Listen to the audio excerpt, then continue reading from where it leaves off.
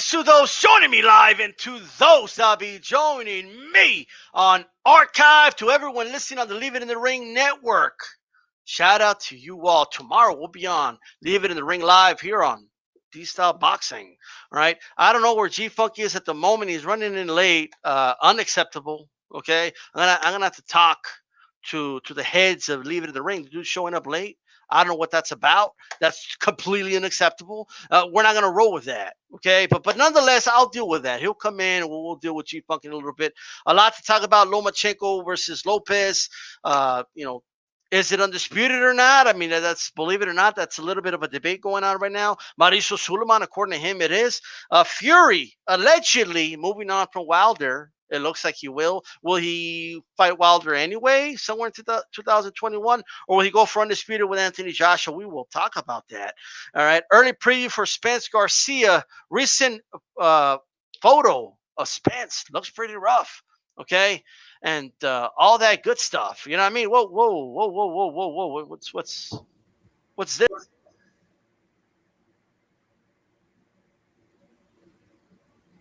Whoa, hey. What's this? Okay, can I help you guys? Ruben, what's going on, Ruben? Orale, it's Agent Ruben. Whoa, okay, all right, Ruben.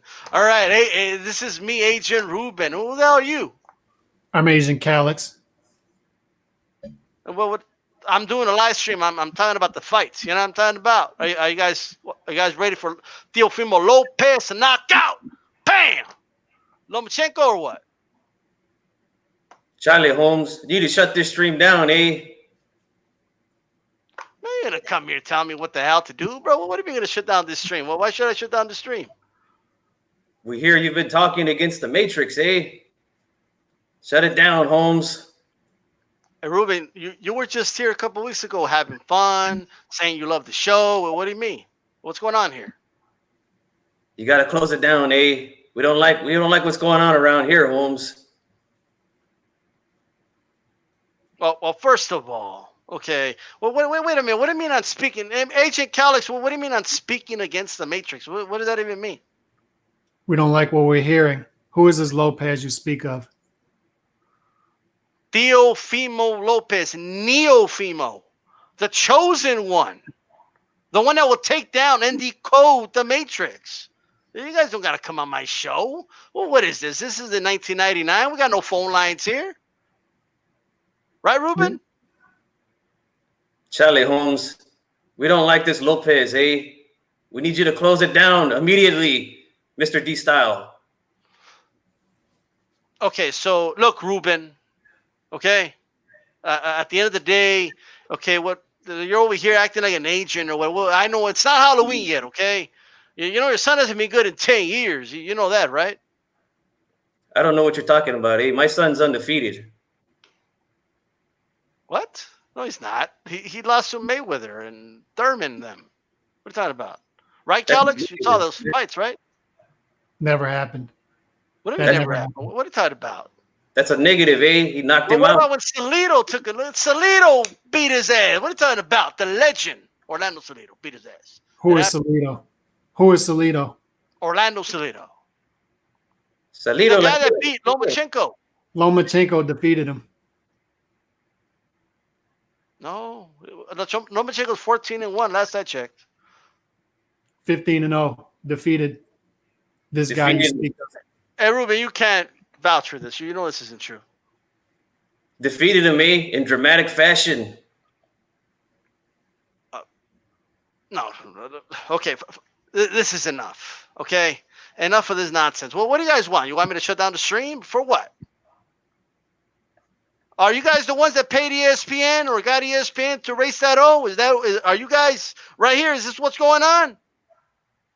Is this what we're gonna do? We're just shutting down streams and it's blasphemy. What are you gonna do if I say Teofimo Lopez is gonna knock Lomachenko out? What are you gonna do about it? Huh, Ruben? What are you gonna do? That will never happen, eh? Shut it down immediately. Man, we're not going to shut anything down. But here's what we are going to do. We will be back after this. We come out chased by hounds.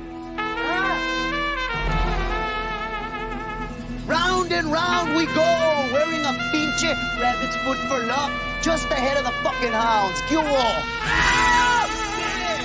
¡Qué vida es! ¡Qué loca vida, home!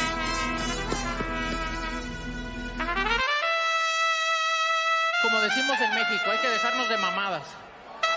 No hay que... Los cinturones aquí se hacen a un lado. Hay que pelear por honor y por gloria nada más. I invite him into the ring, and like we say in Mexico, we don't fuck around. We don't fight for rings and stuff like that. I don't fear anyone. En este deporte no se viene a jugar y no le tengo miedo a nadie. We don't come to play in this sport. I fear no one in this sport.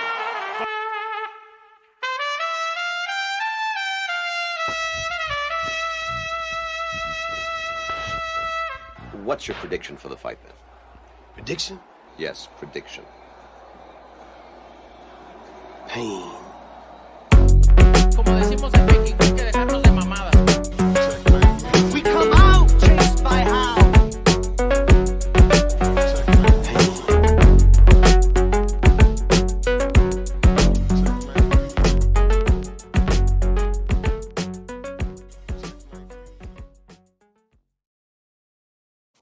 All right, we got rid of Ruben. Well, what happened, G-Funky? You're late. Ruben comes in with his Matrix thing. What's going on? I don't know, man. I don't know what's going on around here, man. At first, I thought he was an imposter. Then he comes back like an agent, man. I don't know what the hell's going on around here, man. But I'm glad to be here, man. This is a big week, man. Who's this guy? Absolutely. Who's this guy? Yeah, I'm excited. I don't know, man. It looks like some agent. Is something you want to offer me? Like, what's going on over here? Like, what's Shut your it proposition? down. Dragon style, if you shut it down, we'll offer you front row seats for the fight. We'll also offer you as many prostitutes and Tecates that you want, Vegas penthouse, Dos Equis, you know what I mean? Like, that's a mansion, another Camaro, as much as you want if you shut it down. Take the blue pill. I will not take the blue pill. There'll be no blue pill. You know why? Because I choose the red pill. I choose truth. I choose that I don't want to be like wired up and believing nonsense like Ruben and stuff. You know what I mean? I don't want to do that. The You know what I truth, mean? the truth is Lomachenko is the truth. And the truth is Morpheus has been feeding you lies. There is no one. The Matrix. Continue to be comfortable, D-style. Trust the system. Lomachenko is the greatest. Lomachenko is the greatest fighter of our era. Lomachenko would have destroyed Floyd Mayweather at 135. He would have beat Shane Mosley at 135. He would have beaten all the greats at 135. Continue to trust the Matrix. He's the greatest fighter that ever lived. Wow. And all I got to do is take the blue pill. I'll live in a mansion. I'll have a great life. Jacuzzis with 1,000 models if I want. 15-0. Orlando Salido never defeated him, and his amateur record is actually 397-0, not 396-1. Oh, come on. Okay. Not in the Matrix to pull that one off. Okay. But but let's go ahead and talk this fight, Calix. All right. Let's talk about this fight. I want you to kind of tell us here, first of all, is this fight for Undisputed? Am I still in character? No. Okay. Okay. Hello, everyone. That's great stuff, man. What's going on? First of all, before we continue, I just want to give a quick rundown to everybody here. Kano Sports says I'm half asleep, but I'll pass by to give you that thumbs up. Hey, listen, you could always listen on archive, man. Tio will toe tag the Neo in 8-9 tops is to be. When it's all over, Tio kills Loma. They're going to say that Loma was past his prime. So let's ensure to establish Loma in his prime now. Run PMC's on here. We got DJ Mexicano de Tejas, A-Rod, Chicano Prophet, right? MJ's Total Health and Wellness Enshrinement. Well, that's the longest screen name I've ever seen. All right. Chicano Prophet on here as well. Still undefeated. He must be in a different simulation. Absolutely. Sonteo Media, ESPN erased Lomazo. Yeah, they did. And of course, A-Rod, we got no pause. Salute to everyone. And anyone here from Boxing Scene, salute. Well, there you go. For those that miss it, go back on archive after the show and you watch it. Okay. First of all, Calix, I know you took the blue pill, right? That's what you're choosing to pick. You're choosing to wake up Sunday morning. What are you going to wake up to on Sunday morning? What's good? What are you going to remember about the fight? I really believe that this fight, I don't think it's possible for this to not live up to the expectations. I mean, these two guys are a breath of fresh air in a sport that badly needs it. Badly needs it. We need to inject life into the sport, especially right now. And for a guy like Lomachenko to take on this young lion, and for this young lion to take on Lomachenko, when, quite frankly, he didn't have to. These guys had excuses, right? They had excuses there to utilize. They could have used the COVID-19 like a lot of other people are using. Hey, it's not time for us to do this fight right now. We got to let it breathe for a little while. Right, no crowd. Let's let it breathe. Teofimo Lopez could have said, "Hey, I'm only 14 fights in. I'm a young guy." He could have done like Tank Davis is doing right now. Take some light touches. He's fighting LSC, but we know that's a weight bully type of move, in my opinion, anyway. But look, he could have taken light touches like a lot of up and coming guys are taking. But he's ready. He's ready, and he said, "I'm ready. I'm the one," as you're saying, and Lomachenko is saying, "Hey, you have to come through me. This is my division. 135 is my division. I'm the best pound for pound fighter in the sport." That's what Lomachenko is saying. So you got to come through me. I'm the king. And it's like the movie Troy when Brad Pitt is yelling for your boy to come down and fight him. That's what he's doing right now. Lomachenko has to come down and fight him. And I think this is going to be a beautiful fight. I heard Lomachenko giving a press conference earlier saying, "I hope he comes out aggressive." I saw Teofimo Lopez during a press conference say he doesn't watch his opponents leading up to the fight. I think that's pretty dangerous. But I think the Teofimo Lopez that we're going to see is the Teofimo Lopez that we always see. He's going to come for Lomachenko's head right away. And I think Lomachenko is going to invite that in, and we're going to get a classic here. Hey, Theo, off with his head. Okay, that's what I say. All right. Look, hey, G Funky, in your opinion, let's get to the meat of it right now. The biggest debate aside from the fight itself is this fight undisputed? Is this for the undisputed title in your opinion, G Funky? That's a tough question, man, because the WBC has went ahead and made some franchise belt, or franchise champion, I should say, right? Which messed everything up. Haney now has the actual belt in his possession, although he didn't win it from Lomachenko. So technically, he is still, in my opinion, Lomachenko is the WBC champ. So I would say yes, but not because of the whole franchise thing. I just think it's because no one ever took the belt from him. And yeah, this is for undisputed, in my opinion, man. I know it's going to be, people disagreeing with that, and that's fine, because you know what? WBC messed everything up with this franchise thing. So for me, it is undisputed, man. All right. Hey, by the way, guys, make sure you throw a jab on my like button. A shout out to Neon Eyes. She says, "Hi, D-Style and panel. How's it going?" And shout out to everybody else. Stay tuned. I'll be giving out a prize later. So stay tuned. All you need is a Cash App or PayPal, one or the other. So just have that ready. All right. Let's kind of ask you the same thing, Calix. Is this for undisputed in your eyes? Yes. You already know how I feel. Belt's going wild. There's no reason for any of these other guys to have titles. And quite frankly, which all the belts are on the line. So what other fighters have a share? Is it Haney? Does he have a franchise belt? Is that what we're talking about here? Did He they has, create he this has a title? minor share. He's a minor share owner. That's what we have now with belts. You know what I mean? Like, Yeah, we're going with the major shareholders. This is for Right. all of them. This is the real deal. These are the two top guys. These are the guys. This is it, man. This is it. This is what boxing is about right here. This is old school. Two best in the division. For all of it, this is it. right. Well, I mean, I don't recognize franchise or whatever that silver belts and 10 Well, belts. franchise is the one Lomachenko has, though. Is it? Which Yeah. one does Devin Haney have? I'm What telling you, belts are going wild, bro. Like, you know what I mean? Like, look, we used to deal with the T1000s, you know what I mean? When there was 4 belts and interim, you know what I mean? And then they'll throw a diamond at us. But now we got the T2000. and a silver? And a silver? Yeah. What does Haney have? He has the whole champion.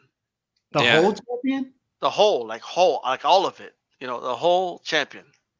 I swear to God, isn't that what they called it? Yeah, something like that. It's Yeah, does that mean? that's literally what they call it, bro. So, like, here's what's going, and I understand. Look, if you're honest to God, and I know this, if you stop watching boxing for 1 month, you will lose track of everything, right? It's worse than the stock market. You got to keep like you know, it's like trying to keep track of the Nasdaq, kind of. You know what I mean? We have shareholders now. You know, you got minor shareholders, big shareholders. Like, so you got to keep track of it. You know, like Nasdaq. You know, what's the other one? The Nasdaq and the Dow, right? Now, Right. yeah. So, But you got to be a Yeah, day and then- trader. You got to be a day Yeah. trader to keep up with the belts. yeah. And dude, Like, I got to be honest with you. Since the pandemic, I'm not there. So when you're talking about whole belts and all this stuff, I don't know what you mean. All I know is these are the two best fighters. That's it. That's what I mean. To me, this fight is how I've labeled it some weeks back. I said, you know what? I don't want to get stuck with the semantics of it and argue with people, or like, it's just simple to me. Okay. I'm just going to go old school with it. Right. This fight is for lightweight supremacy. Mm-hmm. The winner of this fight is the best in the division. That doesn't mean I don't want the winner to fight Haney. That doesn't mean any of that. Right. It just means that the winner of this fight is the best until proven otherwise, is what this means. Okay? All right? As simple as that. It goes further than that too. It's for lightweight supremacy, and it has pound for pound implications. So it gets even deeper. Because Right. in my opinion, and I agree with your video last night, if Lomachenko wins this, he is the pound for pound king at that point. I would agree with you there, depending on how he wins it, right? Yeah. He's got to dominate. Yeah. If Teofimo wins this, he's on that list somewhere. He's on gotta that be list. there. Yeah, absolutely. He's got to be there. So this has pound for pound implications. And what I don't want to hear is I get frustrated with boxing fans. And look, we're a jaded bunch. But I don't want to hear on Sunday, if I see what I think I'm going to see, I don't want to hear, oh, Lomachenko was overrated. Oh, Teofimo was an overrated up and coming lion. Devin Haney's actually better, so let's fight Devin Haney now. Or Ryan Garcia was better, so let's fight him now. Teofimo was just an overhyped up and coming fighter. I don't want to hear any of that, man. These are the two best guys at that division. Although I would say Teofimo Lopez, his resume isn't great. I wouldn't even say it's really good, but he passes the eye test with flying colors. I think we would all agree with that, right? I mean, Yeah. look. At the end of the day, a lot of people turned Comey into a bum overnight, No. right? After he got knocked out, overnight he just became a bum. Oh, but yeah, but you know, he's not that good though. You know, that's why he knocked him out. And like, he's gonna knock him out in the second round. Set no one before that fight. Mhm. Right. And if somebody wants to show me your receipts, that's what we got here on YouTube. If you have a video saying, he sucks, he's gonna get knocked out in the second round, unless you got that, I don't want to hear it. All right. So, like, to me, like, this is a really good fight. That win over Comey is better than anything Ryan Garcia has in his resume, and it's better than anything Haney has in his resume. Right. So people could say whatever they want about that. And if he dominates Teofimo Lopez, that is the best win for Loma than Crawford's had in a while. You know, Canelo's stuck in litigation and with a lawsuit, he ain't going to be boxing for a while. No. So you can't have Loma that far from number one if he's not there already. So this win, I mean, it's not that crazy to put him there, you know? So Yeah. that's just the way I see it, you know, at the end of the day. Now, I want to ask you this, Calix. Give us your breakdown. How do you think this fight is going to play out? I'll give you one more chance to pick the right pill. I don't like how you have the one on the side of the blue pill right there. I don't like that. He's the Matrix, bro. I didn't call him the Matrix. I understand. And what's your percentages in this fight? I think you said 51%. You have Teofimo winning. I think you said Beeb has like 65% that he's going to win. I agree more towards the betting odds. Vegas is very bullish on Lomachenko. Very bullish on Lomachenko. They I think I saw yesterday he's like minus 400 or somewhere close to that. So Vegas very heavily thinks Lomachenko is going to win this fight.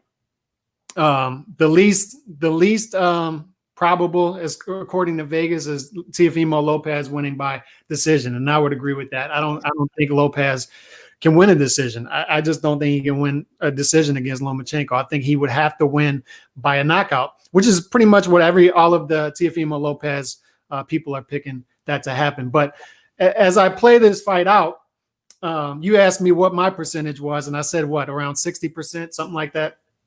60 to 65% for Lopez or for Lomachenko. I think Lomachenko is going to win the fight. I think Lomachenko is actually going to stop Lopez. Let me explain. I saw some red flags. Blasphemy.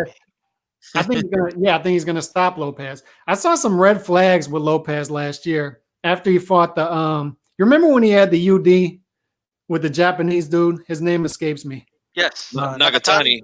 Right.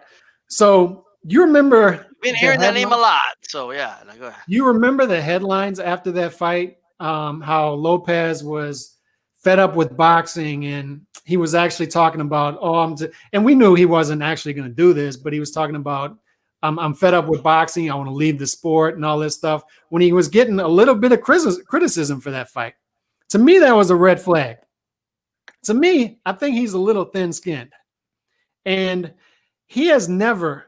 This is a humongous jump for Teofimo Lopez. You talked in your video last night about how Lomachenko has never seen anything like this with Lopez. I would agree.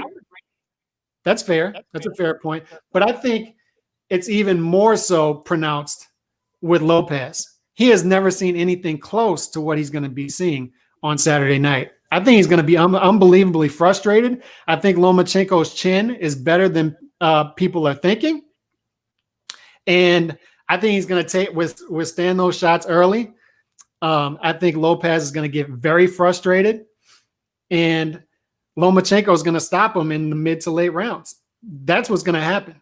I think Lomachenko is going to start touching Lopez up in this fight. And you said in the video last night, you think that in the first round, the Lomachenko fans are going to be excited at what they're seeing. I disagree. I think that Lopez is going to have his moments very early in the fight. I think he's going to be very aggressive. I think it's going to be a lot like, although I'm not comparing their styles, but I think Lopez is going to have his moments early in the fight, sort of like Juan Diaz had his moments early in the first Juan Manuel Marquez fight, where first and second round, he was looking great, touching up Marquez, and then that experience started to kick in. And not saying that Lopez doesn't have experience, man. He has a very decorated amateur experience as well. Already been in there with a guy like Comey in his 14th fight. But when you're in there with a guy named Orlando Salido, who earlier in the video I pretended didn't exist, in your second fight, all right, no matter if you lost or not, your second pro fight, you're in a 12-round fight with that guy, there's something special about you. You cannot dispute that. There's something special. And then in your third fight, you're in there with Gary Russell Jr., and you dominate him. And I understand that's lower weight classes. And I would I've heard people say they think Lomachenko is overrated at 135. I think that's I don't know if I would agree with that assessment. It's too early to say, but I think that's a fair assessment up to this point. I think that's fair. However, I think Lopez is going to have issues, man. When I saw Lomachenko very calm at the press conference say, they're saying, he said something to the effect of, I've never looked 100% up to this point. And I think it was Joe Tessitore asked him, what do you need to look 100%? I need somebody like Teofimo Lopez to come at me aggressive. To me, that told me everything. I think he knows fully well what to expect with Lopez. I think Lopez is going to be the young bull. Lopez has never seen Lomachenko fight, apparently. He said he doesn't look at his opponents. He's watched some fight. He's probably seen him fight, but he hasn't broken down film, apparently, according to him. So if he hasn't broken down film on Lomachenko, that's another red flag to me. So I like that Lopez is probably focusing on what he needs to do to win this fight. But I think you do need to pick apart your opponent a little bit. But when I play this fight out, man, I think every single time I play it out in my head, I see Lomachenko withstanding the big punches early and getting past that and then starting to frustrate Lopez. They don't call him Lomachenko for no reason, D-Style. And I understand that stuff happened earlier in his career in lower weight classes. And I would agree that, yes, his punches don't have the effect at 135 that they did at 126. However, when you have a guy very aggressive coming forward who's going to be open for those punches, who has never seen anything like this in his life, nothing like this, man, I don't think he's going to react well. But this is going to be a war. Because, look, and this is why I said. You think he's going to win a war? Yeah. Like, you think he's going to trade punches with this kid? Yes. That's what I'm saying. Look, I think he's going to invite it. I think he's going to trade. And I disagree with you on that last night. I do. Ain't no way. Look, that's his temperament, though. It's his temperament. He wants to beat you at what the opponent is good at. I'm telling you. And it may be a mistake, but I actually hope it happens, because that's what I'm saying. This is a can't miss fight. This is a fight that it can't miss, because Lomachenko is not, dude, I'm telling you, he's not going to turn this into a chess match and all that stuff and stink it up. He's coming to fight. Oh, yeah. He's going to stand in the pocket. I'm telling you. Well, a couple of things. That's going to be a mistake. A couple of things. I mean, first of all, man, that blue pill really got, like, man, I got to get me some of that blue pill, bro. You know what I mean? Like, damn, like life is easy when you take the blue pill. You know what I mean? But in all seriousness, for you guys in the chat, go to the community page, tell me red pill, blue pill. All right? And stay tuned, man. Win some money, bro. I'm going to, at HCP, we're going to hook you up with, I mean, you can use it for whatever you want, but the idea is so you could buy yourself like some snacks and drinks and stuff for the fight this Saturday. Okay. Can I ask y'all this question though? Sure. Where's this fight? Okay, actually a couple questions. Okay. First of all, what is Lopez's ceiling in y'all's opinion? Because are y'all picking Lopez? Because I see a lot of people picking Lopez out there. It seems to be the trend, which tells me that there's a disconnect between a lot of hardcore fans. It always raises my eyebrows when you have a lot of hardcore boxing fans who know what they're looking at, who are on the complete opposite spectrum of Vegas. Because Vegas is very clear in saying they think Lomachenko is going to win this fight fairly easy. Right.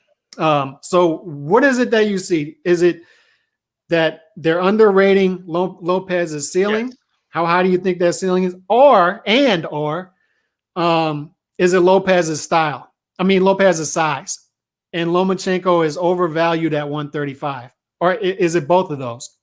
Because I think I see a lot of boxing fans saying they think Lomachenko is overvalued at 135, and Lopez his size is going to be too much for Lomachenko. You want to take that one, you Funky? Yeah, I guess so. I guess I would say his ceiling. I mean, we'll kind of find out more about that Saturday night. But the way he's been looking, I would say he has a pretty high ceiling because the guy's got it. To me, he's got some of the best fast twitch reflex and counter punching that I've seen in quite a long time. And I might be called crazy for saying this, but it's almost Roy Jones like how quick this kid's reflexes are. Um, and I mean, when you have those kind of reflexes and the kind of power that he has, like I can't remember the last time I seen a guy at 135 pounds end fights with just one punch or change the fight dramatically with one punch the way that this guy does. It's usually like Lomachenko, it'll take time to do these things. I mean, this guy is getting champions. I mean, he knocked out Comey in 2 rounds with one right hand. I mean, this is kind of a rare thing that we're seeing here with Teofimo, I think. So, I mean, I think he has a pretty high ceiling, but we will find out more about that Saturday night because Lomachenko, to me, is the real deal. I'm not going to come out here and say this guy is overrated. I'm not going to say he's a bum. I think you'd have to be crazy to say something like that about Lomachenko. Like him or not, this guy, he's a hell of a fighter. And what I like most about him is this guy fights, man. Like I noticed because I went back and I broke it down. I did a video on my channel here. I watched a lot of his fights. Let me tell you, when this guy gets hit, and he's been getting hit a lot more at 135. They even mentioned that today in the press conference that according to their punch stats, he's been getting touched a lot more at 135. But what I noticed is when he gets hit with big shots, he's good. He's good at playing the mind games. He makes it look like it doesn't bother him. He comes right back and tries to jump right on you. This guy fights, man. So I mean, there's not a whole lot to not like about this guy. He throws a lot of punches, doesn't mind getting hit, and when he does get hit, he comes back and tries to hit you with more shots. So we're going to see how good Teofimo is. I think there's more questions about him, obviously, but my big question is, what's going to happen when that bomb lands? Because I think there's a great chance that bomb lands. In Vegas, I know they got the big odds, but man, I see it happening, man. I do because I've seen the Linares fight, the Campbell fight. These guys were timing him. These guys were hitting him with clean shots, and these were just like straight, just one punch shots. Boom, timing him and things like that, countering him. So he's gonna have to be careful, man. I think if he does, like you says, Calix, it comes and stands in the pocket. I think I'll be a happy camper seeing that early, man. I do, man. Look, here's my thing, man. Look, and I know I'm kind of. Ali was a 6-1 underdog against Liston. Okay, they didn't think he had a shot. The experts were saying he's going to get knocked out in 2 rounds or less. You know what I mean? So Vegas gets it wrong. Like Vegas had it wrong with Marcus Pacquiao just about every time, and they fought 4 times. I find Vegas isn't as accurate at they're not as accurate on boxing as other sports, particularly football. I mean, they have it down to a science. They get it wrong. I remember going to Vegas and betting on who was it? Danny Garcia beating the upset. He was a 3-1 underdog against Matisse and destroyed Matisse. Yeah. I mean, you have fights. It's littered with that. Well, you know what it is, though. The level that we watch boxing is not the level of the regular people. You know what I mean? Watch boxing. Right. Much, Dude, that's a great point you made about the football, man. It's like, I'm telling you, man, I've put money down and I'm like, damn, did these dudes got a time machine or what? Like, like this is crazy sometimes. Here's the thing though, like football, for sure it's gonna go 4 quarters. Football can't end all of a sudden in the second quarter. You know what I mean? Sometimes I wish they would just stop games. You know what? It's 60-3. Like that's it. We're stopping it, right? But like it's not gonna end, right? Like boxing, the sport that could end out of nowhere. And there's one thing these guys in Vegas, I think they're banking on the fact that Lomachenko has never really lost since Salido lost, right? He only lost once in the amateurs, so he's a winner, right? I mean, that's what they're banking on. You know what I mean?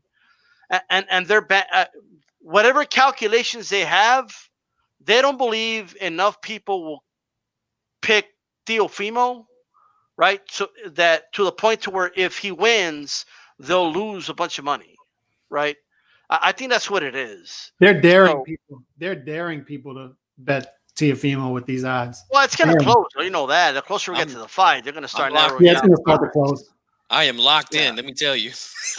Yeah. So it's I think it was like 3.4 to 1, and then it went down to 3 to 1. So Yeah, so, I mean, even for a guy like me who is thinking Lomachenko is going to win the fight, there's value in betting Teofimo.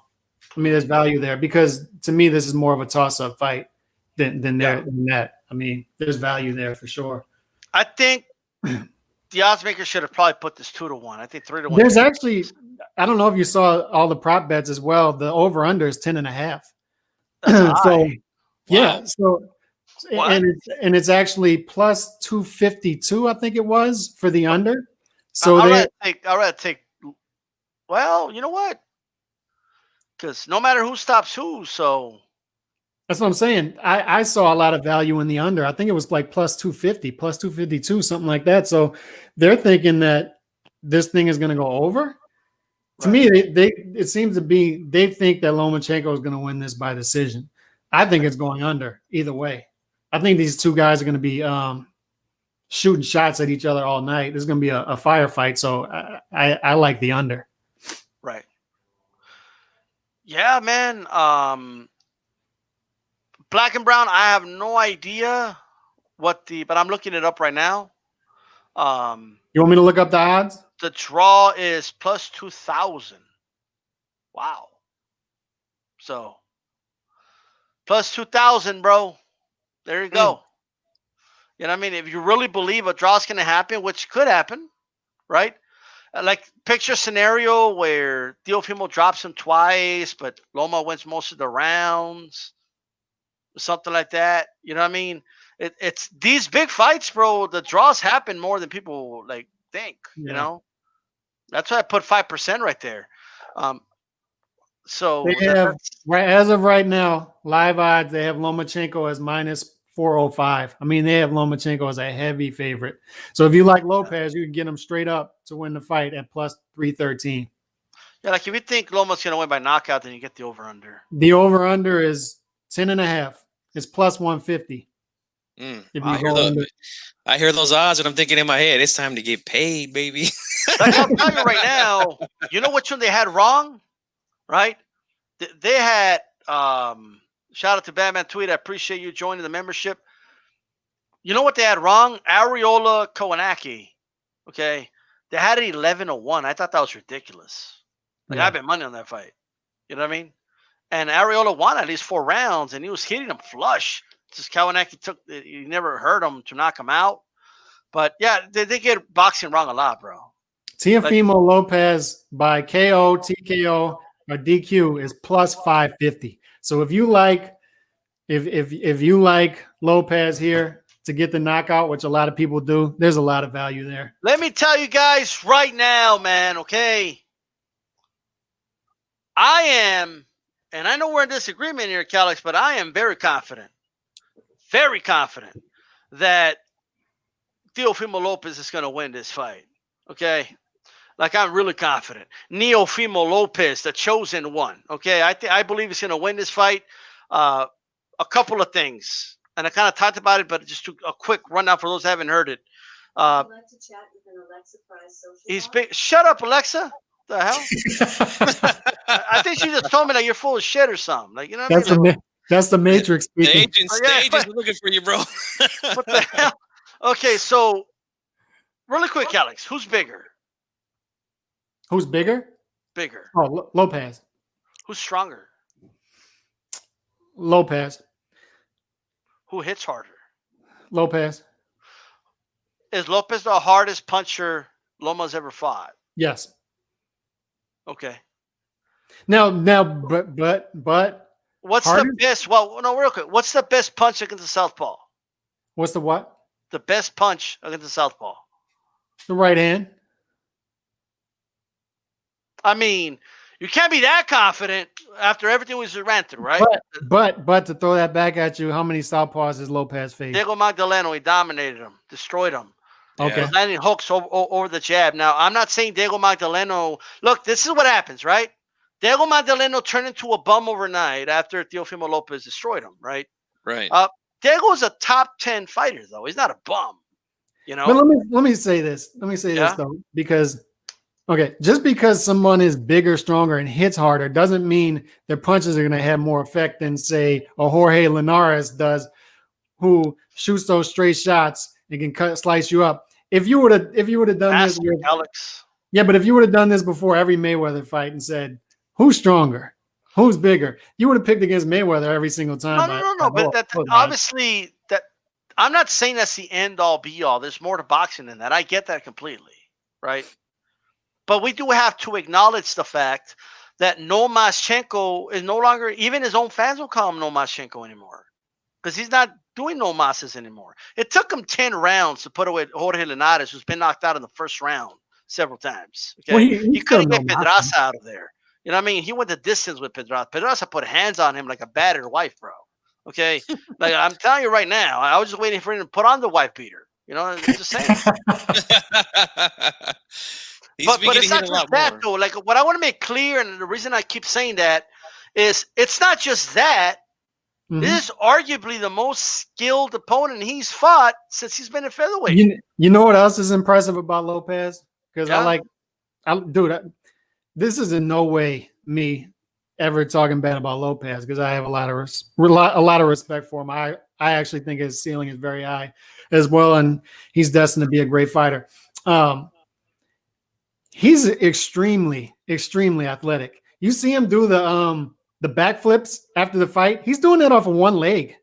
You're saying it. I think you're close. I think we're converting you here. But go ahead. And then you see him jumping the rope. And look, I know jumping rope and doing backflips doesn't win fights, but that just adds to everything that he already has. He's an extremely athletic fighter. He just is. Extremely athletic, very powerful, very flashy, great for boxing. And that's another great thing is whoever wins this, to me, as long as the fight is good, it's going to be great for boxing, right? Because Lomachenko, if he wins, he's the pound-for-pound king now. It's definitive. If Teofimo wins, we've got a new star, and we've got a new American star. All right? Oh yeah. We've got that backflip will be on ESPN.com. You know what I mean? Yeah. Oh, yeah. Like, here's the thing. Props to boxing for getting this right and putting it on ESPN. Everybody's going to see this. These numbers are going to be humongous. So Kellex, the attributes I was talking about, it's not like I'm saying, obviously, if you get a regular Joe that's strong and works construction and he's bigger and stronger than Lomachenko, Lomachenko's going to kick his ass. Like, I get that, right? But, like, he's, like, bigger, fat, like, he's bigger. I believe his one-punch snap is faster than Lomachenko. Lomachenko probably throws faster combinations, okay? I don't know. Dude, he's got a quick Cobra-like, I know you probably think like Lomachenko's a mongoose in this case, but he strikes like a cobra, bro. He strikes quick. You know what I mean? Like Ryan Garcia is the only one that really comes close, having that strike like that. The right hand especially. But dude, the guy has one-punch knockouts with his hook, and I keep hearing people saying he only has a right hand. He's like knocked people out cold with the hook. You know what I mean? And he was using it so well because he was walking Magdaleno into it. And I know like Magdaleno not that good. No one is saying he's at the level of Lomachenko. That would be dumb. Okay. But I'm telling you, it's not just all those attributes. It's on top of that. I just believe he's going to be hitting Lomachenko, between when he's throwing those combinations. You know what I mean? Like there's always an opportunity. He's going to punch with him. And like what you said earlier, bro, I hope he does that.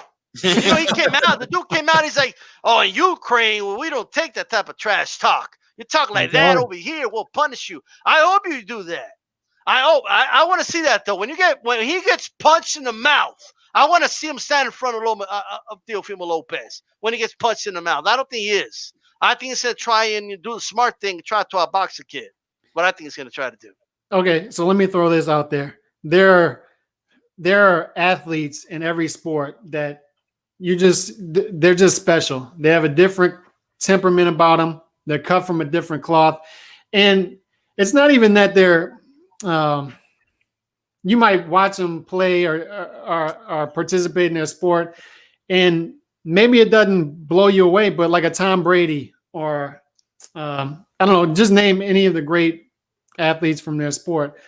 Right. I think Lomachenko is that type of athlete to where he's cut from a different cloth, man. There's special stuff about him. He's 32. He's 32, but you would say he's on the tail end of his prime, correct? Yes. He's still, he's still there. There's no excuses. There are no excuses for him. Absolutely. You can't say, oh, I was past my prime. You know what I'll accept? I'll accept he was just too big and strong for me. You know what I mean? I don't know, man. Well, it depends on what you expect. It depends on what you expect. To me, if you're a special fighter, like they say of Lomachenko, you have to win this fight. Yeah. Right? Yeah. These are the fights you need to win. So if that's your expectation, if that's what you want to be, if you want to be, I wouldn't say first ballot Hall of Famer, because there are great fighters who get in the first ballot or become Hall of Famers, and they weren't special fighters. Right. We could all name some fighters that way, but the truly special fighters, the handful of that era, they have to win fights like this. If that's our expectation of Lomachenko, that's what they built him up to be. He's got to win this fight. He's got to win it. There's no 135 is just not my division. I got to move down to 130. No, man. No. Well, I'll tell you what, man. I mean, if Lomachenko wins this fight, no excuses, which brings me to this. And you touched on it a little bit about after the Nakatani fight, but we don't have to even go all the way back to that. And I want to go to you first, you Funky. It was everywhere, you know what I mean? Like, Black and Brown did a 4-hour stream about it. I mean, everything, you know what I mean? So, shout out to Black and Brown. But when he was crying, like, he, like, opened up and he was crying, and he said the line, I just wish my dad would just be my dad, and, you know what I mean? I don't want him to just be my trainer, and, like, you know what I mean? Like, I'm not going to lie to you, G-Funk. I was a little bit like, what are you doing?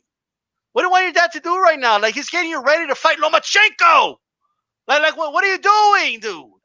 Like he's supposed to get you like ready for battle. It's a gladiatorial sport. You're gonna step into the Coliseum against the best lightweight in the world. Like, what are you doing? But G-Funk, give me your thoughts on that. Well, I'll say this, man, and I know it's going to be unpopular amongst us boxing fans, because we're all, we all love the sport. It's a gladiator sport. It could be a brutal sport at time. Personally, I don't see anything wrong with people showing emotions, as long as they do it in the right way. I mean, look, man, we're all humans. We're designed with that. Everybody gets emotional. So to me, I feel like it's not that bad, especially if you use it in the right way. Again, there's times where people can get emotional and then things get, out of hand. It all depends on him. The reason why I say I don't think it's a big deal is because, ESPN was making a big deal about his family issues that he had before the Nagatani fight, right? And then they're like, well, look, he didn't have so much of a great performance. Well, he didn't knock Nagatani out, but I feel like he won that fight pretty comfortably, in my opinion. Then he comes back and gets two back-to-back knockouts. He knocks out that guy Tattle or Tele, whatever his name is, with a body shot. Then he gets rid of Comey in 2 rounds. So to me, the kid has, he's shown that he's not mentally weak or anything like that. So for me, it's not a big deal. We see athletes do this all the time. Like, again, emotions. We've seen guys like Pacquiao when he wins big fights. He jumps up on a rope. It looks like he's crying, we've seen Floyd Mayweather do it after big fights. Mainly after the Arturo Gatti fight, he's down on the ground crying, like he's got the Holy Ghost or something, So it's to me, it's not that big of a deal as long as you're able to channel those emotions the correct way. And I feel like he's been able to do that. He's been able to overcome these things. So for me, it's not a big issue. And I want to say this before I pass it on to you guys. I'm not going to use that shit as an excuse if Lomachenko beats him Saturday. I'm not going to be one of these guys like, oh, well, Teo just had family issues. His head wasn't in the fight. You know, he was having issues with his dad. You know, like I'm not going to use that. I'm going to give 100% credit to Lomachenko if he wins this fight Saturday. You won't hear that come out of my mouth, man. Hey, you know what? Main boxing biker just made a good point. Buster Douglas is really emotional, you know, and he pulled off one of the greatest upsets, a 46-1 underdog. And I mean, and now I'm liking this cry some more. You know what I mean? Now, but what did you make of that, man? Did you get to hear that? Yes. To me, that was a red flag. I get it, man. I fully get it. Very emotional sport. I give guys a pass. Like I gave Cotto a pass when he sprinted out of the ring, when he lost to Canelo, and pretty much every fight he lost, he just took off. So I give guys, right? I give guys a pass. Basketball players do it all the time. Football players do it all the time. But there were red flags there because he came off very thin-skinned. And to me, it wasn't that big of a deal, the fight. It's like, dude, you decision somebody, and boxing fans are boxing fans, and boxing media is the boxing media. You just brush them off, and you go into the next fight. But he took it very personal, and to me, not in a good way. And it raised red flags to me, being that what happens if he's in there with a guy that he has to go to plan B or he has to go to plan C? Is he mentally capable of doing that? Have we seen him do that yet? Have we seen him have to go to a plan B yet? Not that I know of. So what's going to happen when Lomachenko takes him there? Because Lomachenko's taking him there, dude. Teofimo is not coming in there and steamrolling him. It's not going to happen. It's just not going to happen. You think he's going to come in there first, second, third round, knock Lomachenko out cold? I think it could happen at any time, man. I mean, he's got that kind of power and he's got that kind of speed and reflexes to catch him with something, and it could be good night, man. I know you said not if, but when. I say the same thing about him getting hit. It's not if, but when he hits him, is he going to take it? You know, there's a lot of questions about this fight, and that's what makes it so great, man. That's the big question to me. That's the big question is, how does Lomachenko take that first big right hand? That's the question everybody's asking. Right. What happens? How does he react to that? Because to me, it's going to be the first 1, 2, 3 shots. If he takes those right hands well, those first handful of right hands well, it's not going to be a good night for Teofimo if he takes those well. I think, to me, if he takes those shots well, it's game over for Teofimo. I don't think he's going to know how to react to it. You think he's going to sleep? Man, I mean, I got a nice cover for it and everything. Check it out. See what I mean? Got a nice cover for him. You know, just have somebody like under the ring, like ready and stuff. You know what I mean? When they knock him out, just slide it in. You know what I mean? Like to make sure he doesn't hit his head or something. Just saying, you know, let him go to bed. The dude's they're gonna be going through the credits, and he's gonna be sitting in the stool still, bro. All right. So you think it's gonna be Pacquiao in the 4th Marquez fight? You think it's gonna be something like that? Well, here's what I'll say. It could be like that, or it could be a ref stoppage. He doesn't have to knock him out cold. It could just be the beginning of the end. Because here's what I don't think you're taking into account, Alex. So Teofimo Lopez started at 126 pounds. Mm-hmm. Okay. The jump from 126 to 135 is pretty substantial. Okay. Right. And the reason for that is because the KO percentage changes drastically. The average KO percentage of the fighters. Okay. Because you're talking about Lomachenko, not Lopez. Well, I'm just speaking I'm talking about Lomachenko, but I'm talking in general, the knockout percentages go up, okay? But from 126 to 135, it's a pretty drastic jump. Oh, yeah, okay? yeah. So it's one of the most drastic out of all the divisions, okay? Percentage-wise, right? The jump. Now, as far as the actual, you know, the margin of it, Lomachenko's been used to having a pretty good margin of error where he could take a punch or two because he's hitting the dude with like a dozen of them. So he'll be okay. This is the same way I felt. Do you remember when we talked about Inoue against Donaire? Mm-hmm. And you thought Inoue was going to blow him out? You remember that? Yeah. And I said, no, dude, like the margin of error for Inoue has drastically changed now. Because if Donaire catches him flush, he could hurt him, and he did. You know what Yes. I mean? And that's how I feel about this fight. It's sort of like Chocolatito moving up. Teofimo Lopez has a knockout percentage of a middleweight, bro. Okay. I mean, this guy is gonna, like, he's not used to a puncher like that. I am. Like, I know a lot of Lomachenko fans, like, oh, he could take a punch. He'll be okay. Maybe he will. And if he takes flush punches, I'll give him all the credit in the world. Yeah, if he takes those shots, my God. By the way, I forgot who it was, and they made that little comment about Theo's good, but Tank's better, something like that. Let me tell you something. I saw a Facebook post of Teofimo Lopez schooling Tank. Now, Tank, he was in it too. And the dude got slick and said Tank was only 19 years old. Well, Teofimo Lopez is 2 years younger than Tank. Right. So that means Teofimo Lopez was just 17. That's just a side note, They were both special amateurs. Let me bounce. I got two things. Right. Let me bounce this off of you first. Sure. You said that Lomachenko has been touched up. He's not used to this margin. It's going to be a different margin of error. Sure. I would put this out there.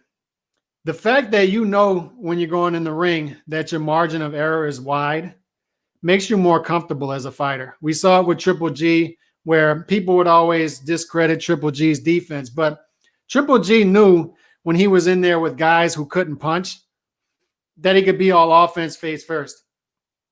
All right. I would argue that Lomachenko in there with a lot of those guys was not worried about what was coming at him. All right. First of all, he knew he had a wider margin of error, but also he's cut from that cloth to where he doesn't mind getting hit. This is not your typical Eastern European fighter. This dude, he likes to fight.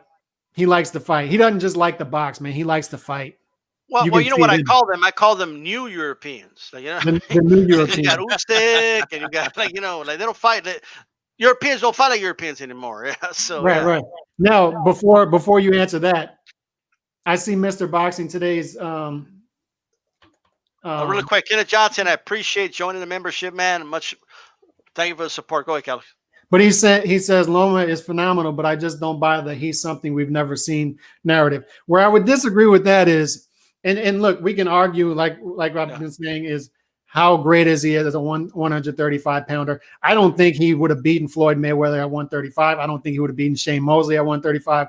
So I would agree with everybody on that. Whitaker, Chavez. However, people don't go into the pro ranks and fight 12-round fights right away. People don't go into their second fight and fight Orlando Salido. So you have to have something special about you to be able to pull that off. And you can talk about the amateur experience in the World Boxing Championship, whatever it was, the 6 fights he had there experience. But he's arguably the greatest amateur fighter that ever lived. I know you could throw other names out there as well, but 396-1. And he defended the one. He came back and beat that guy. And then he hops in there in the second fight and fights Orlando Salido. And that fight was close. It was right there.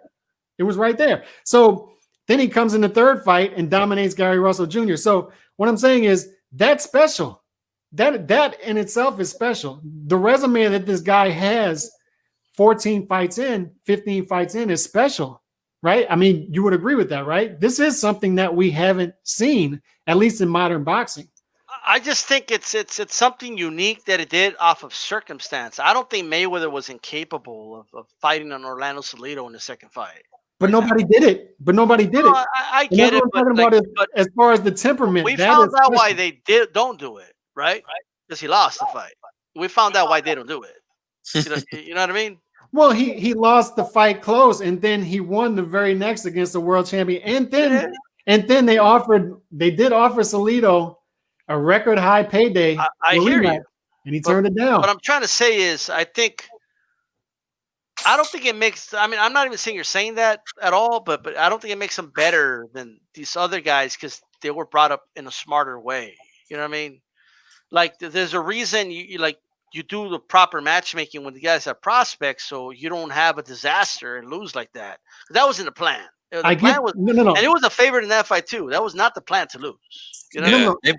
I get that, but we're viewing things right now in this discussion as okay. As a promoter, I would have done this as a manager. I'm talking about as a fight fan. We should be rewarding people who do that and saying that guy is special. That guy's an anomaly. You do not do that.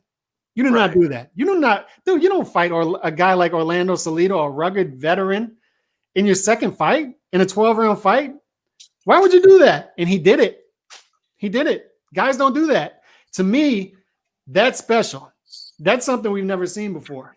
Well, look, and for you to be able, for you to come out of that and be where he is right now, that's pretty special. I mean, it was more fights, but the Spence win over Ali is more impressive to me. You know what I mean? For example, right? Because it was 8 fights in, but that was Muhammad Ali. Right? Yeah, it was older Muhammad and he won. Oh yeah, but this was an older Orlando Salido too. It was in a prime Orlando Salido. True. No, and I think they picked that fight for. I mean, we know why they picked him. They thought he was done. You know. Yeah. But he was done. To your point, I think let's throw we out all know he's a great fighter. You know what I mean? Let's throw out the fact that y'all are throwing out examples from other eras. I see Floyd Patterson, and then you're throwing out Spinks. This happened a long time ago. What I'm saying is we got to reward people like this who do this stuff. He hasn't been rewarded though. I think it's been rewarded. He was rewarded a title shot in his third fight. After a loss, yeah. I think he's been rewarded. Now, are there fans that give Lomachenko no credit? Yes. Absolutely, there is, and I think they're crazy. The dude's a great fighter, no doubt about it. Yeah, you know what I mean, and this is and this fight is a good fight. This is this fight. It's crazy when they signed the fight. There was some people that came out and were like, "Oh, it's too early. I don't think this is a good time to put Theo in." Look, man, if Theo's not ready now, he's never going to be ready. Okay, if he can't beat Lomachenko on Saturday, he'll never be able to beat Lomachenko. Okay, so it's just the way it is. The dude's come on to 23. It's time. Okay, it's time. It's time to see what you got. At the end of the day. Yeah, I mean, freaking Salvador Sanchez had 5 Hall of Famers, and he died at 23. Don't tell me you're too young now. Okay, if anything, you have the advantage because you're younger. There's less wear and tear on you. So hey, I'm all for it. Great fight. What happens next with the winner, Callie? Well, what you believe? I was gonna say Salido, but Loma, you believe he's gonna win? What next? What would you like to see him do next? Devin Haney or Tank, one of those guys, or Ryan Garcia. I mean, just keep going at it. Just like that. 135. Yeah, just boom, boom, boom. Keep doing it. Here we go. And I think he's cut from that cloth to where he would. And the same thing with Teofimo Lopez, because like we said, man, it's very real possibility that Teofimo can beat him on Saturday night. And if he does, I'd love to see these young lions mix it up. And that's what's beautiful about this fight, once again, is no matter who wins, it's going to be great for boxing. Because if Teofimo wins, he's all of a sudden on the pound-for-pound list. He's a superstar in America, and he's in there with guys like Haney and Garcia and Tank Davis. And that's what I want to see, man. Chief Funky, you believe Teofimo Lopez is going to win? What do you want to see him do next? I mean, I would like to see him stay at 135. I know I've heard rumblings of him probably moving up after this. If he wins, but if he stays there, I mean, geez, this is a stacked division, man. All those guys that Calix just said, Haney, Garcia, Tank. I mean, geez, there's great fights there. So if he can, stacked, if he can stay there, man, there's a lot of money to be made, a lot of big fights. But there's also big fights at 140. I mean, we got Cepeda, who just looked good recently in one of the craziest fights I've ever seen. Postal, Paul Grace, and we got Ramirez and Taylor. I mean, there's fighters all around this division. So there's some good stuff that could be made, man. It could be done.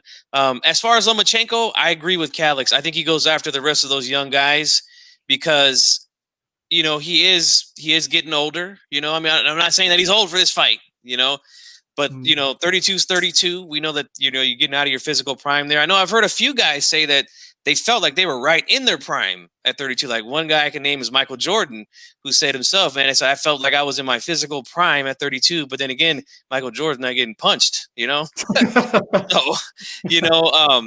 I still think that he is still good. But again, the hourglass is getting thin for Lomachenko. So if he's gonna go after these young dudes, he's got to go after them now. He can't wait, But man, there's a lot of great fights that could be made for the winner of this one, man. This is great, man. This is just great for the sport, and I hope it does great numbers on ESPN, man, because this is what we need right here, man. That's the next thing I wanted to. You touched on it earlier, Calix, but boxing needs this. Like it needs to like outshine every fucking sport, including the UFC.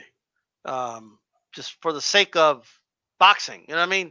Because this is what we want. This is what we asked for. It's on ESPN, the biggest sports platform in the world. So, what do you think? You think it's gonna do good numbers? Humongous. Yeah, I do. And do you know anyone like anecdotally that has asked you about this fight that normally does not ask you about boxing? Yes. Okay. Yes. I've had casual fans come up to me and ask me. I'm actually going to my brother's house for the fight, and he's very much a casual.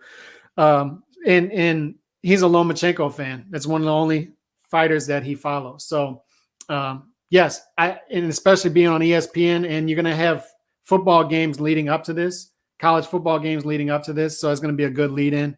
I think a lot of people are going to stick around. Let's just hope the games don't go a little too long, but hey, Let's hope Alabama, Georgia doesn't go too long. They did a smart thing. They're going to show like 2 undercard fights before the main event. Right. So we shouldn't be too worried. I think it's going to be big, and I think it's going to be a good injection for sports in general, because other than SEC football and UFC, all the ratings have been a disaster for sports across the board. Dude, so I think this is going to be a good injection. I think a lot of people are going to be attracted to this. Sports fans like watching the best face the best. Yes. They want to see, it doesn't matter the sport. They want to see the 2 best in the sport, whether it's team or individuals, face each other. Okay? Like, period. That's what people like to see, right? I've watched tennis, man. I'm not a tennis enthusiast, right? But, when Federer and Nadal were going at it, I would tune in. You know what I mean? So it's the way it is, right? I don't watch international soccer. I mean, I don't watch soccer like that outside of the World Cup. But, sometimes, I tune in. If it's being hyped up, Ronaldo versus Messi, I tune in. You know what I mean? So that's what people like. And boxing, you don't have to understand the rules. You don't they're throwing fists at each other. People understand it. You know what I mean? Like, it's not that complicated. And people generally know the rules of boxing. You knock them down, you have 10 seconds to get up, etc. So, and this is a fight where there's 2 lightweights. It's a very active division, and these I haven't seen these guys in a boring fight really in a while. So it's going to be this really, honestly, should be titled Thunder versus Lightning. I know they've overdone that in boxing, but that's a perfect bill for this one. They got the politics out of the way with this fight. Everybody did the right thing, behaved correctly. Top Rank did this right. They put it on ESPN instead of pay-per-view. Everybody behaved correctly. I think the guys took pay cuts to get in there with each other. There's no fans for this. Is that right? I don't believe they have any fans. I thought I heard. They promised me front row seats, so I've been, you know what I mean? I've been thinking about that one a little bit, you know what I mean? But that's going to be the only thing. That's going to be the only thing that would be weird for me. I hope they get fans in there. I haven't heard anything about anything. I heard 200 fans according to Run PMC. Yeah, that's what I heard too. Yeah. But let's go ahead and I want to get G Funky's take really quick. I didn't get to watch it. G Funky, what's up with the press conference? The one from today. Did you like it? Well, yeah, I know you were hyped up. Yeah, I don't know if it's just the excitement of the fight coming up, but after it was over, man, I almost had that same feeling like when a big fight's getting ready to start. I'm so pumped up for it, and I feel like both guys were pretty much normal. Lomachenko is, always just kind of just a plain guy, stands there, answers the questions.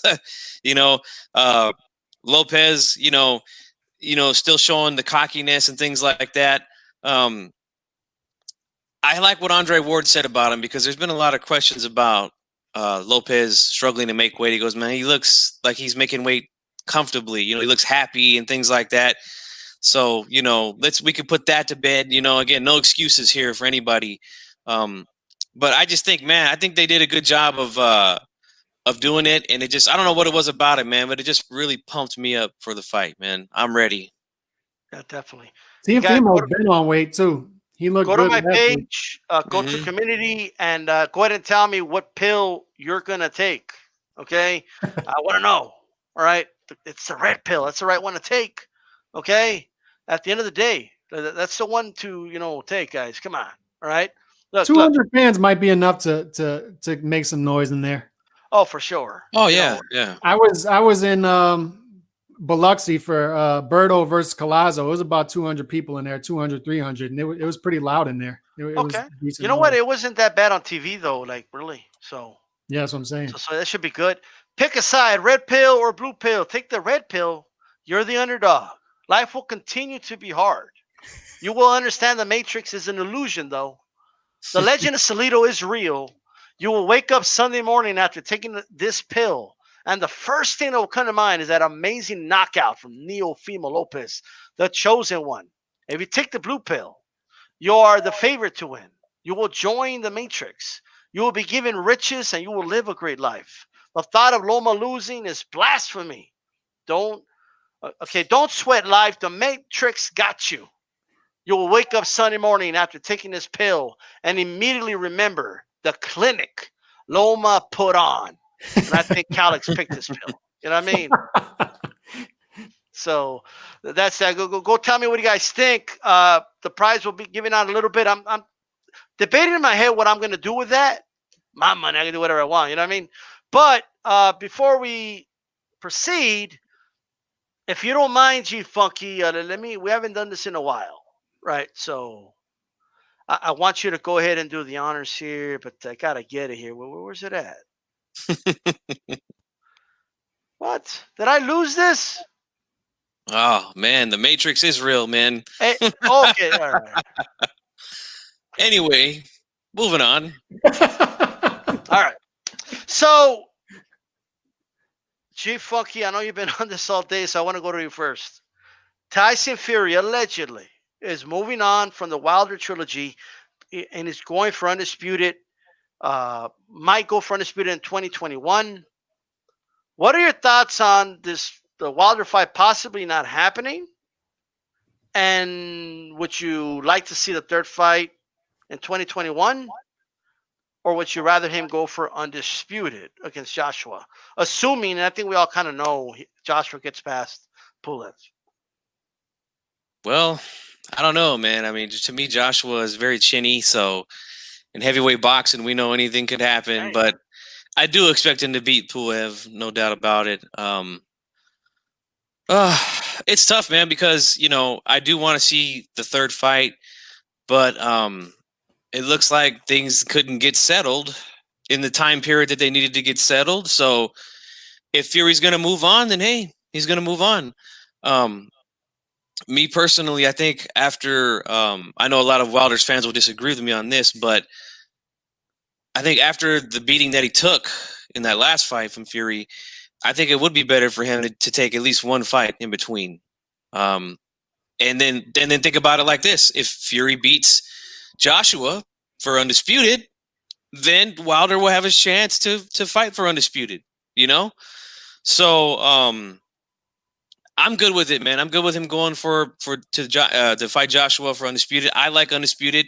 I'm one of those rare fans these days that likes when guys clean up the division, they collect all the belts, because then there's no doubt who's who, you know? So I want to see it. And then look, man, again, Wilder, he could get himself a nice soft touch in between, work on some things, and then he could get his rematch if they want to do that, you know? Okay. Calix, well, what are your thoughts? Yeah, from my understanding, they were supposed to fight in December or November, and then all this stuff is happening. But right. to me, guys seem to be wanting to push this off because the pay-per-view market doesn't seem to be great right now. The market in general for sports isn't as great as they thought it was going to be right now. So I think a lot of guys are trying to push stuff to 2021. However, I don't know why it's such the demand for Fury versus Wilder 3. I just don't get why it's such a demand. To me, after watching both fights, Fury is clearly the better fighter. I didn't need to see a third fight, but I understand Wilder put his belts on the line. If he wants the third fight, he's entitled to it. We can see it, but I don't see anything different happening than happened in the second fight. I don't think Wilder can mess with Fury at all. And I like Wilder. I think Wilder's great for the sport. I think he's great for the division. I think he's great for American boxing. And I'm going to continue to support him and watch him.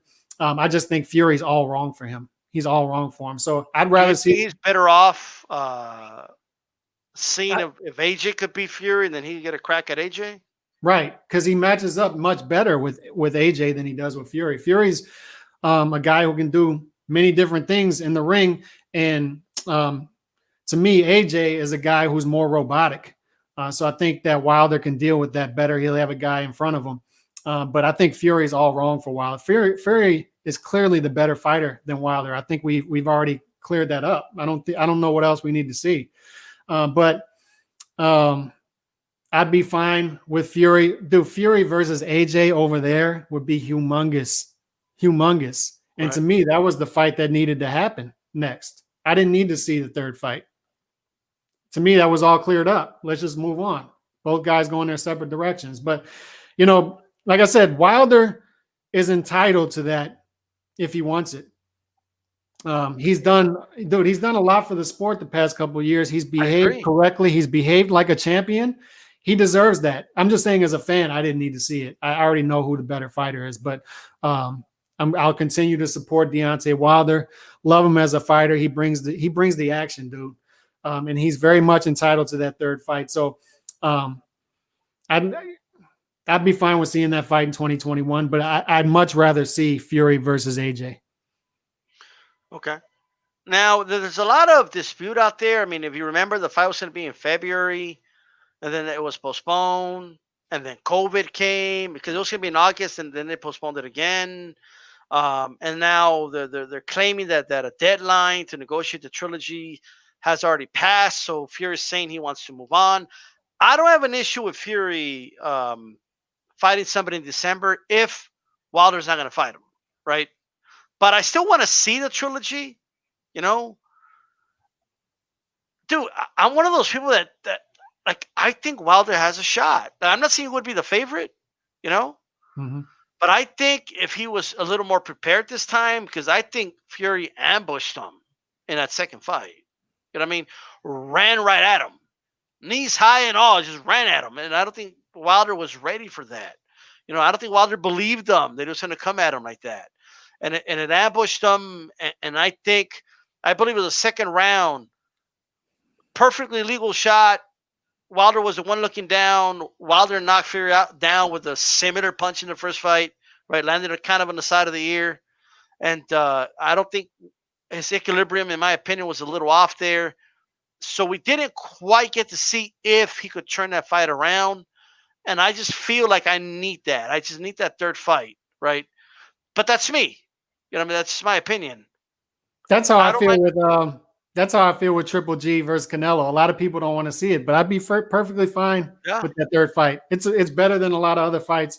And I would agree with you on Fury versus Wilder that I'd watch the third fight. I'd tune in, pay-per-view or not. Yeah. But I would disagree with you on that. I just think these guys fight 5 more times, it would be the same story 5 more times. You don't think he'll knock him out one of those 5 times? No, Fury figured him out, man. He figured out that he can walk him down, and there's nothing that Wilder cannot fight going backwards. He just can't. And very one-dimensional fighter in that way. And to me, there was a lot of red flags after the fight with Wilder. He was making a lot of excuses, throwing a lot of people under the bus. I think Fury's in his head. I don't think he can beat him. Well, we're going to see. I mean, I don't know if the fight's going to happen or not. I feel it'll happen. I think it'll happen. I feel like AJ stylistically has a shot against Fury. And I don't know if AJ can take a punch from Wilder, man. So it's going to be interesting what happens, as the months come. And I want to ask you guys really quick. Remember the bloody eye and all that? You know what I mean? Wallin came out and said, "Hey, you want a dance partner in December? I'm ready." Right? So and you remember that fight, Calix? He was all bloodied up and against Ottawa, Wallin, Otto Wallin. Otto was his name, right? Yeah.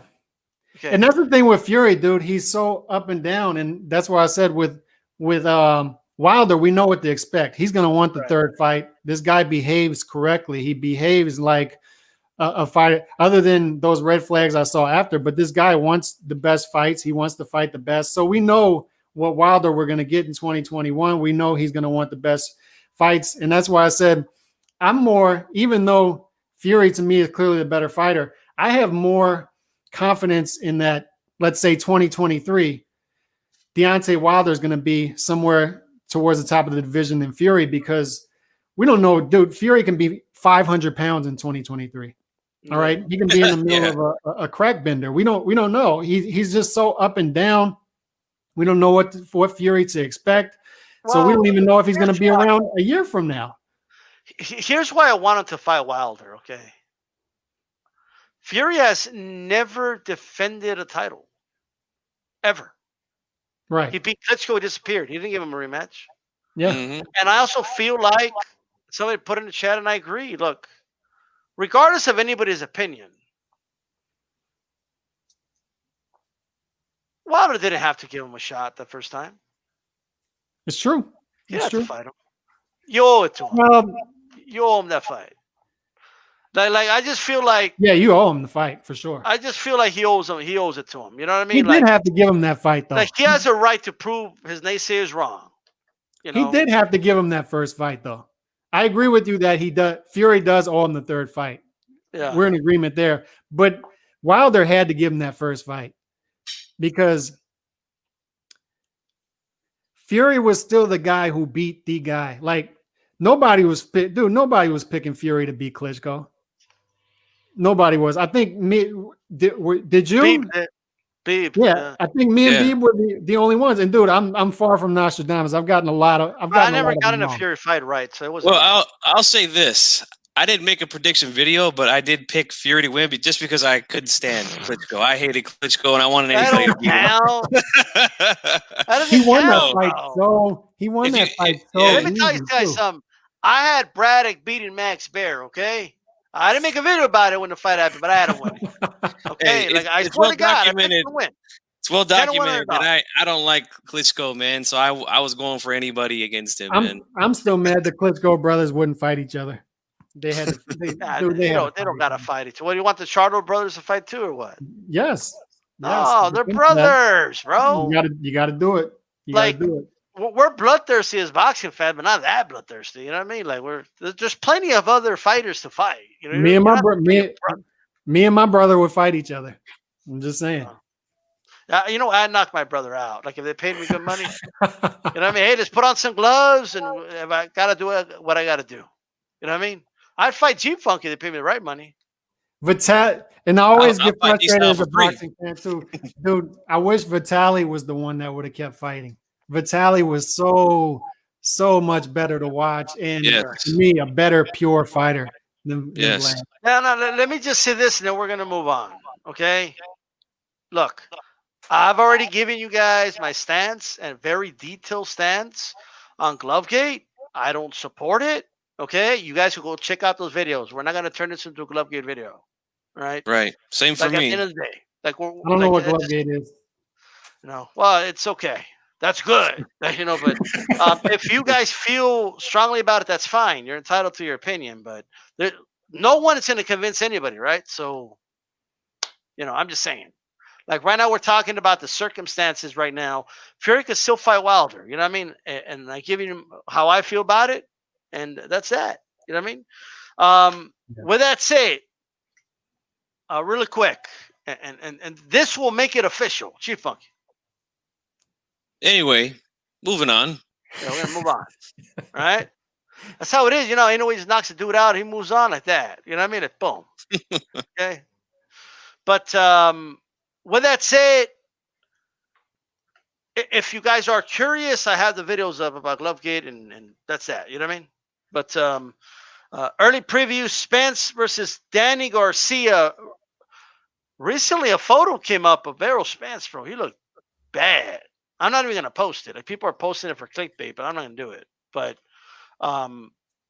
did you get a chance to see like the photos of the car and him like in the hospital bed and all that, Calix, when that happened? No. And when you say the recent photos, is it him? Is he fat or something? Is he Oh, overweight? bro, he's He's all like swollen, from the car swollen crash. from the car crash. Yeah. Well, So- that would change my prediction heavily then. Oh, so you're not aware of the car crash? Like what? No. I'm aware of the car crash. I'm not Okay. aware of the recent pictures. I was under the Okay, so impression they're They're pictures of recent in him. terms of recently released, but it's not like recent photos of him. You know what Yeah. I mean? So the car I'll show that. Look at this, bro. yeah, I've seen that. I gotta tell you guys right now, man. Spence is, and I don't want to beat a dead horse, obviously, because everybody's talked about this to death, but Spence is, blessed, lucky, like whatever, word you want to use, whatever you want to use, man. Like he's lucky to be alive when I see these pictures, especially when you watch the video and you see his body flying. You know what I mean? He's lucky. He just came out with missing teeth and laceration, which is he had serious injuries, right? But he's lucky. That's number one. The fact that I didn't even think he was gonna, when this news broke out that night, my first thought, I hope he's okay. I hope he's alive. I wasn't even thinking, like, is he gonna get in the ring and box? That was the last thing in my mind. The fact that he's gotten to the point where he's gonna fight Danny Garcia early December is, nothing short of a miracle. I mean, this is unbelievable. Okay. And he's also lucky he didn't hurt somebody else. Right? Like that vehicle just, he could have hit another car, he could have hit somebody else. And look, I'm a little guilty of I had some drinks and I drove and or whatever, and I felt that was good and maybe I wasn't. Who knows, right? But that's something that I don't do anymore. And that's just I don't want to sound preachy here, but just be careful, With that said, after I finish this beer, I'm gonna go for a drive. No, I'm just kidding. Yeah, right. No, but in all seriousness, the fact that we're gonna have this fight is amazing. Okay. Right. Calix, do you feel differently about this fight, knowing that this car crash happened than you did before the car crash happened? Yeah, the more I hear about it, because I was under the impression, I remember the crash on the news that night, but I was under the impression that it was something he was getting through. But the more I hear about this, it's not so much that. So yeah, obviously a red flag, and we have to take that into account. When we talked about this fight a month or two ago, that's probably about a month and a half ago, I said I clearly Errol Spence is the better fighter, and clearly I think Errol Spence would beat Danny Garcia. I don't think, dude, to me, Danny Garcia is one of the most overvalued fighters in the sport. I stick to my guns on that. I don't think he's a great fighter. I just don't. I think he's a decent fighter. So what do you think of Matisse? Because you picked Danny to beat Matisse.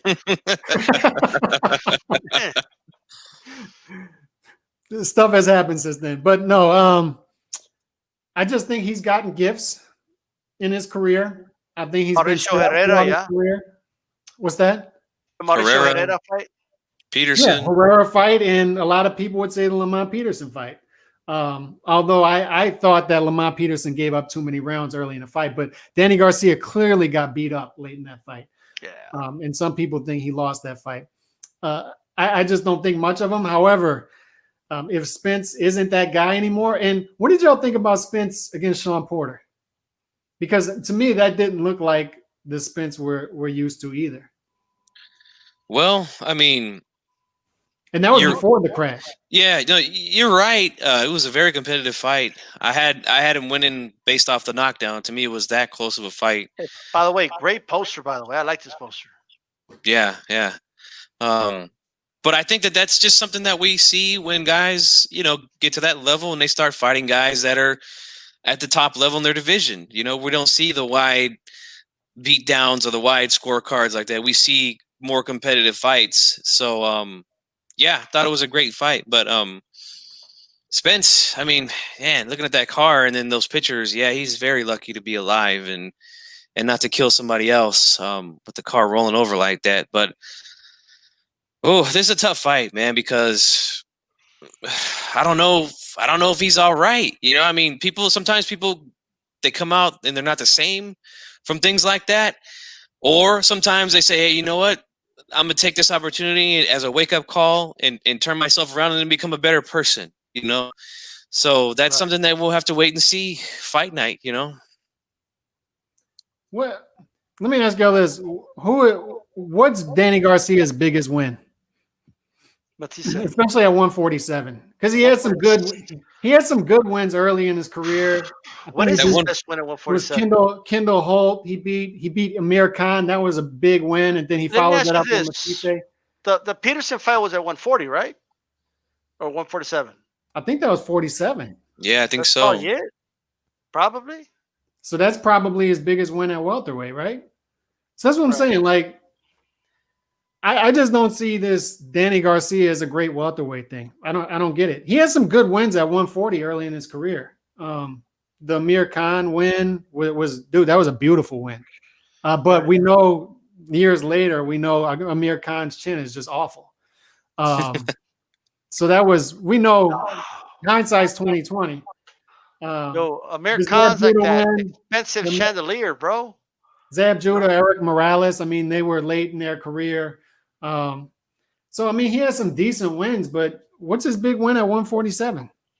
Lamont Peterson? Probably it, and I'm not even 100% sure that was at 147.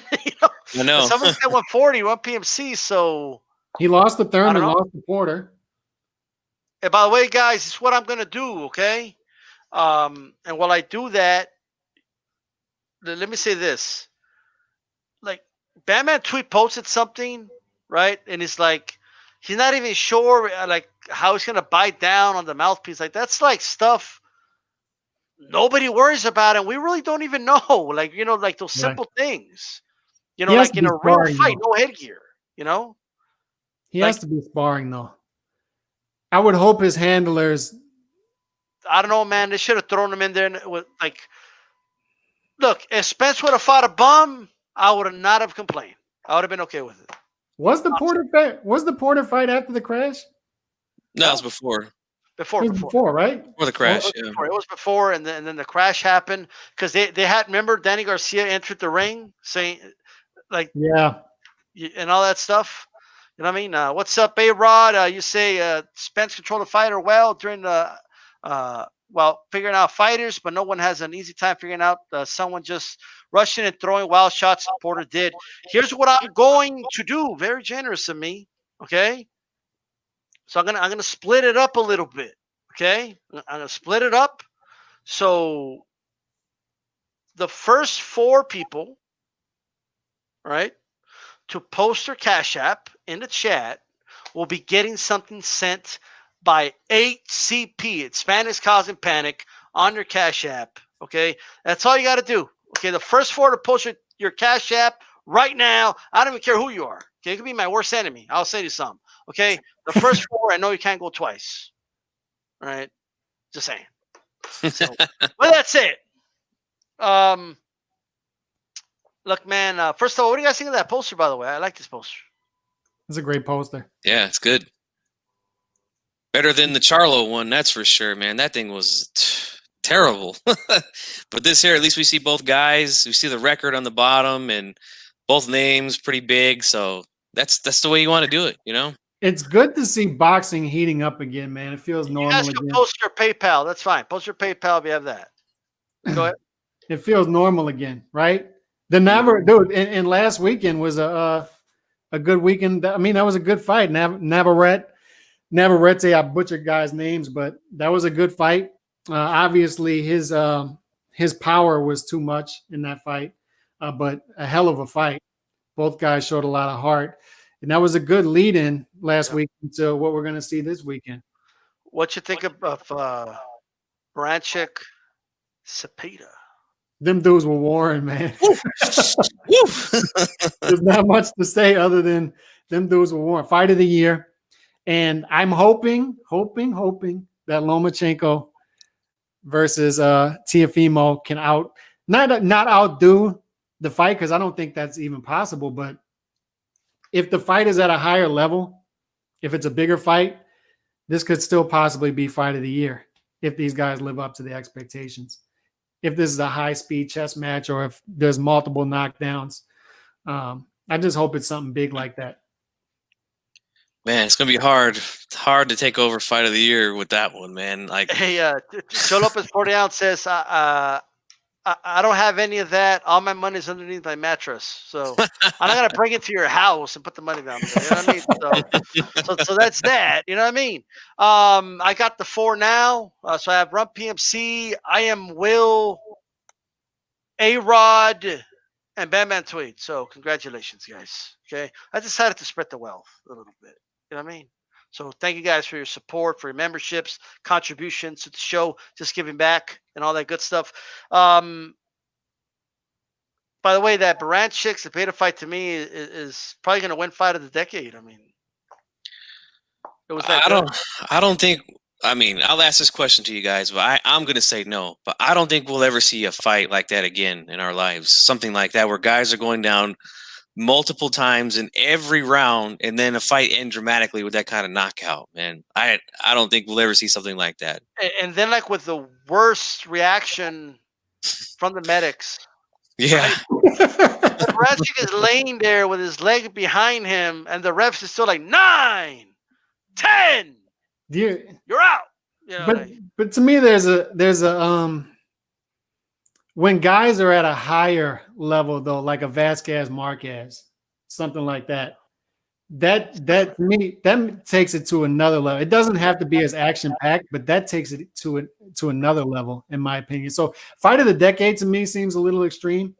It's going to be it's going to be almost impossible to beat it for fight of the year, but possibly this weekend we'll see. I don't know, man. Well, maybe it was the watching it live effect. If there's multiple knockdowns in this fight, it has a shot. Right. Oh, yeah. You know what? If Teofimo Lopez knocks him out, fight of the year. You know what I mean?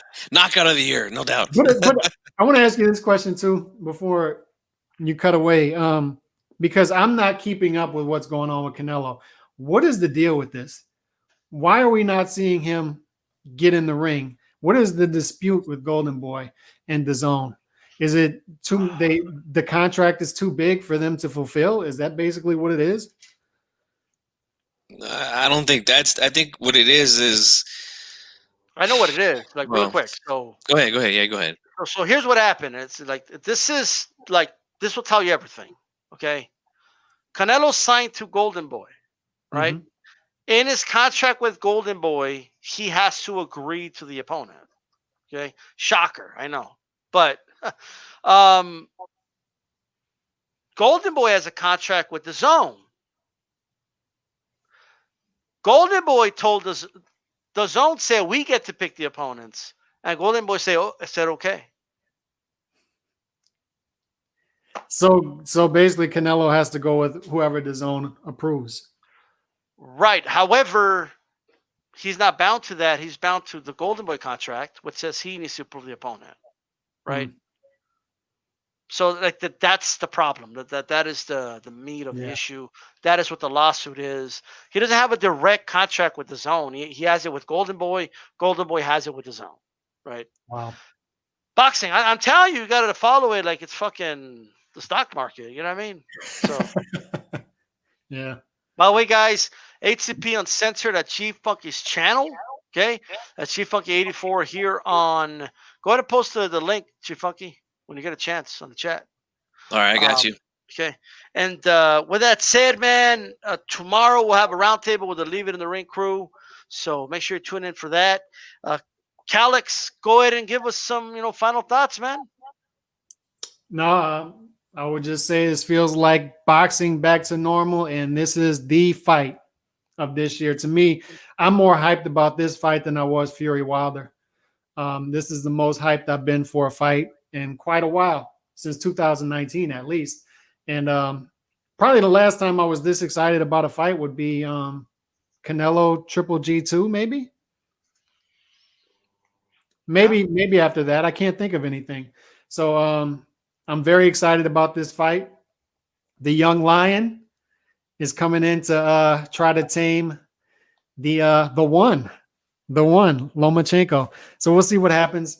But I do think that Lomachenko is going to get past this test in a very exciting fight.